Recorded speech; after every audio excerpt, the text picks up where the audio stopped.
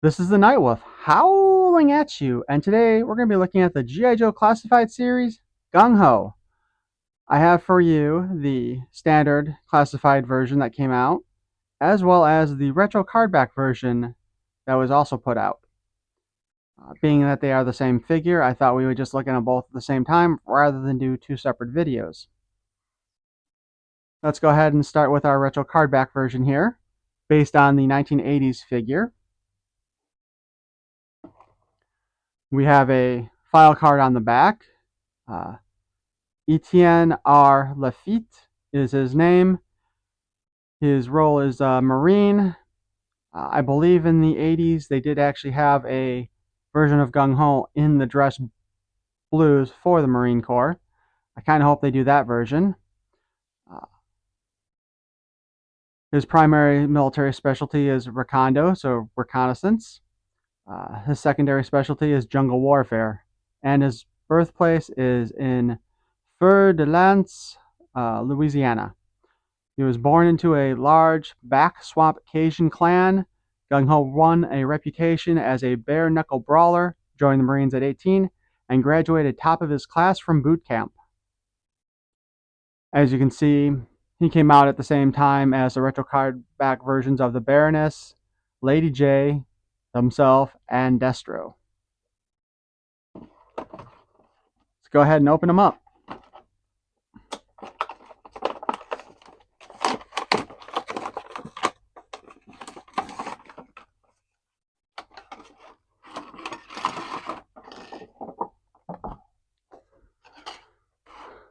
The nice thing about the retro cardback versions is that they do come with the stands, and the stands have double pegs for both feet. That is one of the best things they can do, in my opinion. I am really tired of seeing these single peg stands that NECA and even McFarlane are doing.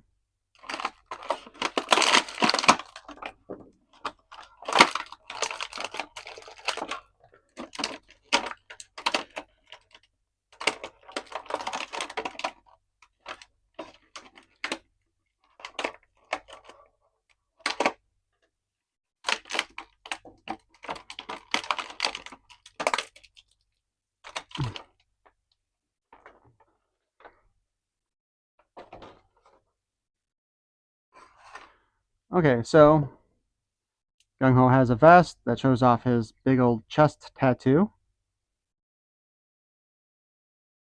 I wonder if we can actually take it all the way off. Yes, we can. So you can have a bare-chested Gung-Ho. All you ladies who like that sort of thing, there's the action figure for you. It's funny, one of the other things that they mentioned in the Hallsville Pulse con panel was that they're finally making a male buck that has nipples, and that's coming out with the Cobra trainer guy. I don't remember what his name is. Didn't realize there were so many characters that actually had like the whole bare chest thing going on.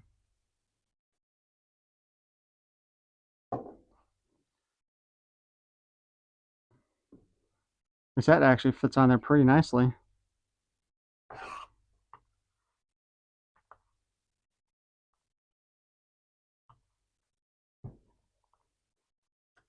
Hmm. We got an ankle sheath for his knife. For those times in the swamp when you get caught in a trap and are hanging upside down. We got a thigh holster for his pistol.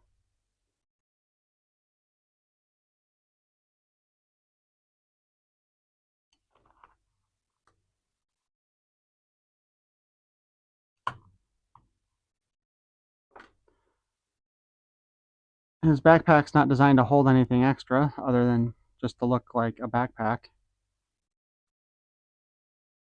It's kind of weird because when I think about it, most of the other backpacks that I've got figures actually are designed to hold on to additional equipment. His, not really sure what type of weapon this is supposed to be honest. I kind of thought it was supposed to be maybe a military shotgun. Got the strap so he can carry it over his shoulder.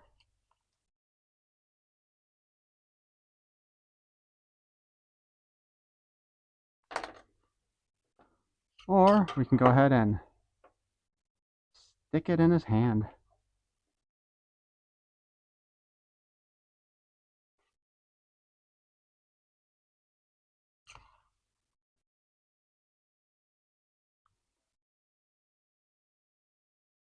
Let's go ahead and take a look at the articulation. He has the kind of butterfly joint at the shoulder, as well as the um, up and down, and of course, spin around. We have a bicep swivel. We have the double jointed elbows. Spin here. The hand has a flex on the in and out. We've got a waist crunch or ab crunch. The waist swivels and kind of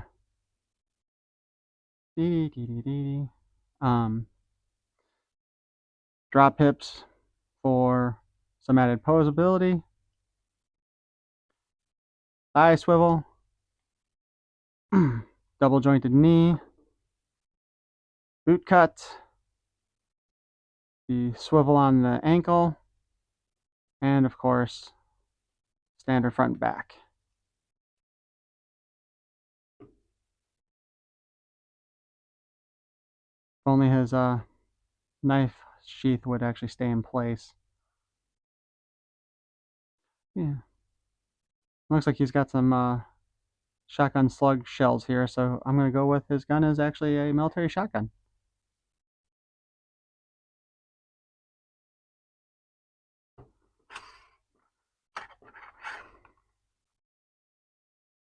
Go ahead and set our retro card back version aside for the moment, as we pull out our classified first version. Now this is from when they were first putting them out and trying to go for this more futuristic army look that they were trying to do. A lot of fans complained about it.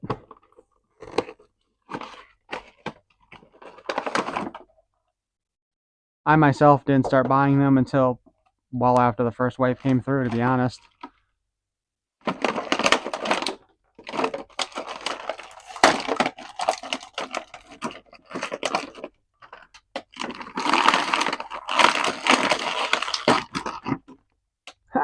His head came off. Yeah, I don't even have a Duke from the original first wave of these things. Like with the previous Gung-Ho, he has all the same articulation. His vest can also be pulled off. And his chest tattoo is a lot smaller. I wonder why they did that. Although I guess technically his is just larger because he came out afterwards. It's kind of nice too. They have different head sculpts. You can see that our modern version has the more, what is it, Fu Manchu style mustache. And he's also got this little mound of hair on the top instead of being shaved fully bald. I don't know, that kind of haircut looks like it goes more with like a Cobra character. I think actually, and I can't remember unfortunately, but I think it's actually similar to the hairdo that Scrap Iron had. He's definitely got more of a combat ready vest than the previous version. An elbow pad that doesn't really want to stay in place. He's got like the little future gauntlet that's probably got like a communicator on there. Looks like we might have the same legs on both. And even the boots appear to be the same.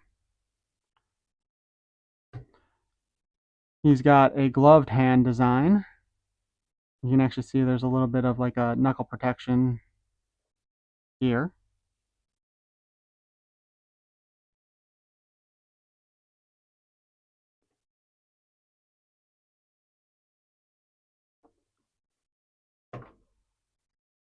Their hats are also different.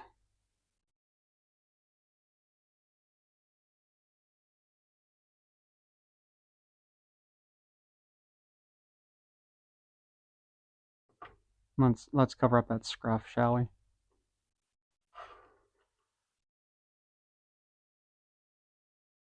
He comes with what I suspect is supposed to be a grenade launcher of some sort. This definitely looks more like a futuristic shotgun. There is no port in the front for blast effects, which because probably they didn't actually intend on doing those at that point. Then we have another kind of weird futuristic looking rifle. And it looks like those are all designed to fit in the backpack.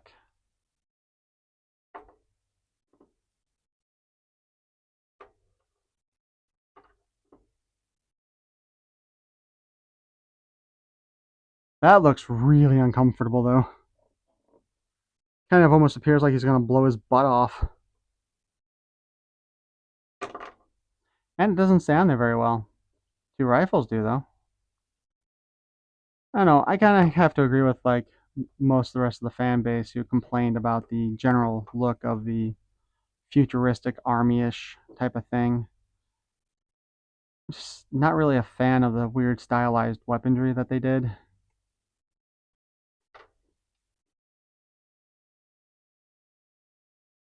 And also, these earlier ones, the hands definitely seem to be of a much harder plastic than some of the later ones were. Would have been kind of cool though if this had been two pieces where it could rotate the barrel there or whatever you want to, whatever that's actually called. I'm sure somebody can tell me in the comments. Anyway, we have Gung-Ho ready to take on Cobra.